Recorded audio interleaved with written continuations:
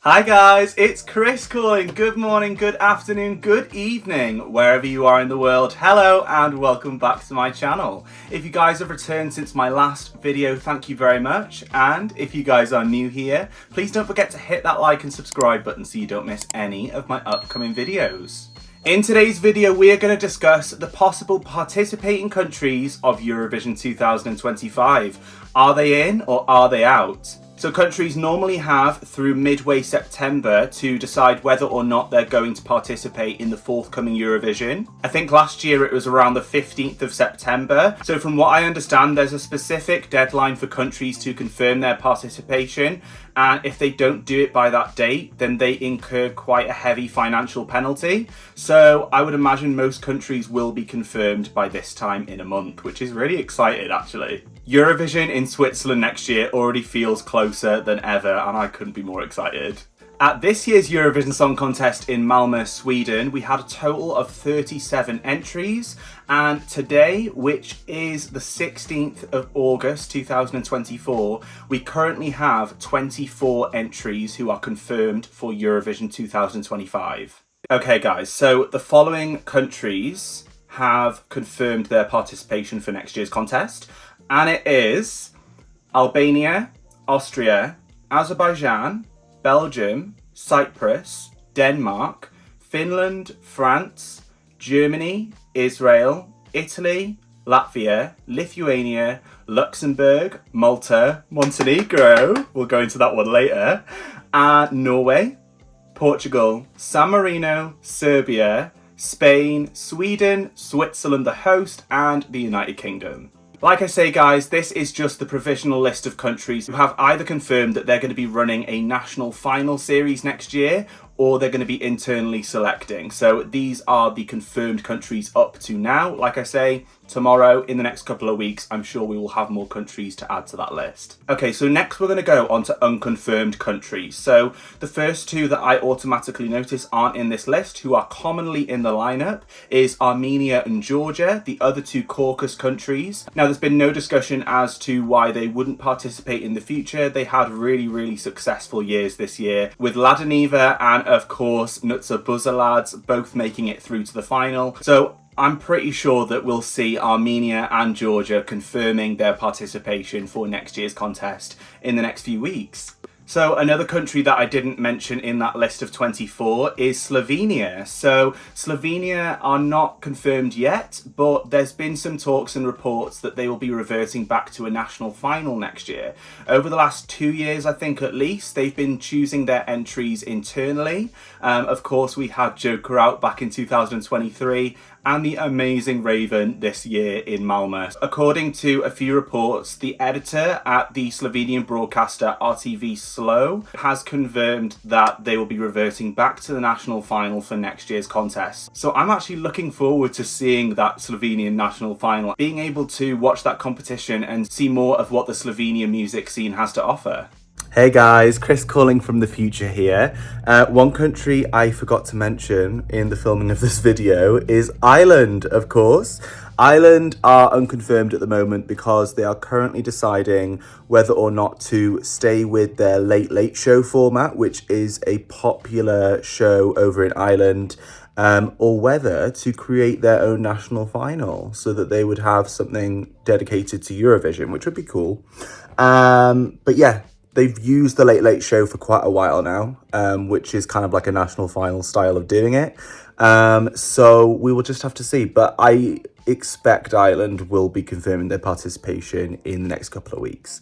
Okay, another country that I didn't mention in that list of 24 is another quite obvious country. And like I say, it's been at the forefront of the news since this year's contest in Malmö, and that of course is the Netherlands. At this year's Eurovision Song Contest in Malmö, the Netherlands of course was represented by Joost Klein. Joost Klein was disqualified just before the grand final at this year's contest, due to an incident that took place backstage prior to his semi-final 2 performance. So after discussions had took place between the Dutch broadcasters Avrotros and NPO, together with the EBU, it was later announced that Joost Klein had been disqualified from the final and investigated by police for allegedly making a threatening movement towards a female employee of the production team, holding a camera after he had repeatedly indicated he did not want to be filmed, quote, against clearly made agreement, and he, quote, did not touch the camera woman. This news at the time completely rocked the fandom, and artists and delegations and everybody involved. And then later, Avrotros published a statement addressing the disqualification, in which it called the penalty very heavy and disproportionate, and refused to present the points of the Dutch jury as it is no longer part of the contest. Just a couple of days after the grand final, the EBU then released a statement where they said, "We regret that some delegations at the Eurovision Song Contest didn't respect the spirit of the rules and the competition, both on site and during their broadcasts. We spoke to a number of delegations during the event regarding various issues that were brought to our attention. The EBU's governing bodies will, together with the heads of delegation, review the events surrounding the Eurovision Song Contest in Malmö to move forward in a positive way to ensure the values of the event are respected by everyone.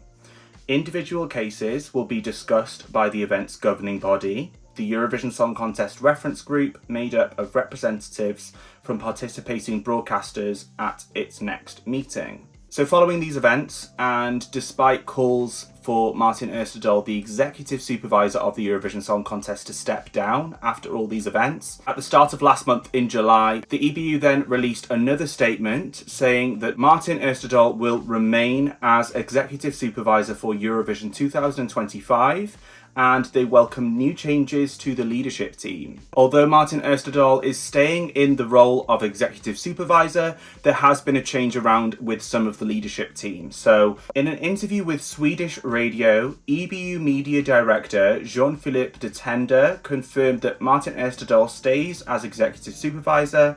The tasks of the executive supervisor will be spread out to more roles, such as new ESC director, who will be appointed in the next couple of weeks. The Eurovision Song Contest's director's responsibility will be of a more strategic manner, with the executive supervisor focusing solely on the production of Eurovision and more hands-on matters during the contest. And then when asked about the controversial events around this year's Eurovision Song Contest, De Tender then went on to say, "When the Eurovision Song Contest started almost 70 years ago, our agreements with the artists were on one page. Today, they are on hundreds of pages. We need to be clearer and really work to ensure that everyone participating in the event understands what they are getting into. The new updated rules do not change anything regarding Israel's participation, as the rule is still that as long as the broadcasting TV company can demonstrate that they are an independent public service company, they are allowed to participate. Eurovision must continue to be a non-political event in the same spirit as the Olympic Games." Sorry guys, I know this is a bit long-winded, but there is a lot to this story, and like I say, there have been a lot of things that have happened in a short space of time surrounding Eurovision, so all of these things kind of lead up to where we are in terms of Netherlands' participation for next year. So after it was announced that Martin Osterdahl will remain as executive supervisor for next year's contest, but the responsibilities that he had this year would be spread out, as far as I read, between a new leadership team. After this announcement, things went quiet for quite a while, but more news has come to light because within the last week, the Swedish prosecutor's office announced that the case over the alleged incident involving the 2024 Dutch participant Joost Klein with a camera woman at the Eurovision Song Contest 2024 has been closed. Now, Avrotros, the Dutch broadcaster's immediate response to this was, and quote, "We have also just learned that the criminal investigation against Joost Klein has been suspended by the Swedish Public Prosecutor's Office because there is no evidence of criminal conduct. From the beginning, we have said that this disqualification was unnecessary and disproportionate, and so it now appears to be. We are still deeply disappointed that the Europa adventure of Joost Klein and the entire Netherlands was brutally ended in this way. The next step is to have a meeting with the EBU management about this matter at very short notice. The meeting will focus on this unjust disqualification. We will also discuss all of the other objections about the course of events behind the scenes at the song contest that we previously sent to the EBU in a comprehensive letter of objection, which to date has remained unanswered. Avrotros' approach is and remains that the song contest is about the artists and their musical message. The ball is now in the EBU's court. So that is the latest bit of news regarding the Netherlands and the Eurovision Song Contest. So from reading all of that and everything that has been brought to light so far, discussions are still to be had between the EBU and the Dutch broadcasters to settle things about Eurovision 2024, never mind whether they will compete in Eurovision 2025. So from what I understand, I don't think that any participation of the Netherlands will be confirmed until the meetings have been had between the EBU and Avrotros to make sure that the intentions behind the Eurovision Song Contest are clear going forward. Because it's clear that unless things change for the better, Netherlands do not want to be participating in next year's contest. Although Malmö 2024 was such an incredible year, it was super tense and there was so much that went down during that week. And like I say, even to the last week and currently now, there is still things ongoing. And it's just not in the spirit of Eurovision. And I just find it really sad personally. I think obviously, like a lot of people, I would absolutely love to see the Netherlands back at Eurovision 2025. However, I am also in the best interest of Avrotros, and I think that it is only fair that there is transparency from the EBU so that all participating countries know where they stand when they enter Eurovision. And of course that the values of Eurovision are respected by the EBU, artists, their delegations, and everybody involved. So we don't know if we're going to see the Netherlands at next year's contest, but I am crossing my fingers that the upcoming discussions between the EBU and Avrotros will go well. And as a result, I hope we see the Netherlands in next year's contest, but we will just have to see what happens. And the next country that did incredibly well at this year's contest, who is actually unconfirmed at the moment, is Croatia. So on the 13th of May, the Croatian head of delegation stated his hope that various artists from different genres and ages would apply for the next edition of the Croatian national final Dora. Croatia has organised a national final to select its entry every year since 2019. So although Croatia hasn't confirmed its participation yet, I think it's very clear after Baby Lasagna's amazing result this year that we will see them back in next year's contest in Switzerland. So the next unconfirmed country is Czechia, believe it or not. On the 17th of May 2024, the Czech assistant head of press revealed that a decision on the Czech participation in 2025 had already been made, and that it would be announced after August. So of course Czechia was represented by Aiko with Pedestal at this year's contest and sadly didn't advance to the grand final.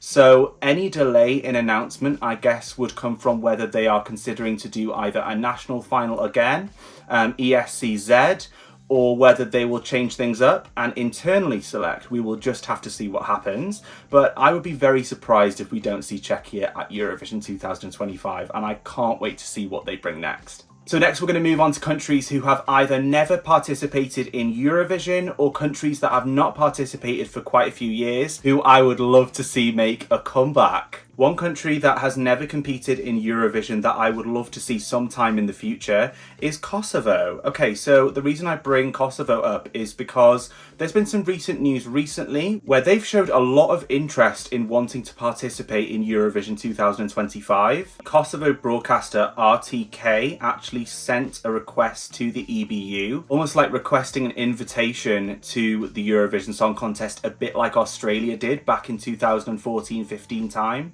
But in a response, the EBU sadly rejected this request because they want them to apply to be a full EBU member first. So I'm really sad that we're not going to see Kosovo next year. I love seeing new countries at Eurovision. But although we won't see Kosovo at Eurovision 2025, I would love to see them get that EBU membership in the future and be on that leaderboard. So another country that I would love to see in Eurovision is Liechtenstein. Radio Liechtenstein reported that an artist in their country called Noops expressed their interest in representing Liechtenstein at the Eurovision Song Contest. The band Noops has formally expressed its interest, and the band contacted Radio Liechtenstein following the news that the broadcaster is exploring membership of the European Broadcasting Union and ultimately participation to the Eurovision Song Contest. So I'm not sure whether Liechtenstein has applied to be part of the EBU yet. If any of you guys know any more information, let me know in the comments below. But the fact that they've got artists who are really keen to represent the country, I just think that's so exciting. And as a result, I would love to see them compete at a future contest, if not in 2025. Other countries that I would absolutely love to see participate in Eurovision 2025, but if not in the future, is Romania. So the last time Romania participated was back in 2023. And later it was revealed that due to financial difficulties that they would not be participating in this year's contest. And I think the same is applying for the moment for Romania. So I don't think we will see them in 2025. But of course, things can change, and I hope one day we will see Romania back in the contest. I love what Romania has brought to Eurovision in the past, such as Urs and Mandinga, and I would love to see them come back one day. Another country that we have not seen for quite a few years is Turkey. The last time they participated was back in Baku in 2012, and they haven't participated since. The reasons behind Turkey not competing since 2012 is mainly political, but it goes without saying Turkey have brought some flavour to Eurovision. Some of my all-time favourite Eurovision songs come from Turkey, such as Dum Tek Tek. Although it's not looking like we will see Turkey in 2025, I really hope that Turkey will come back one day in the future, because I think it's a country that a lot of people would absolutely love to see come back to that Eurovision stage. Other countries that have participated in the past but haven't competed for quite a while is Andorra, Bulgaria, and Hungary. So again, these countries haven't participated for several years now, but they haven't shut the door on Eurovision or made any statements that they will never come back. We've seen some absolutely incredible artists come out of these countries on the Eurovision stage, so I truly hope one day that we will see Andorra, Bulgaria, and Hungary back at Eurovision.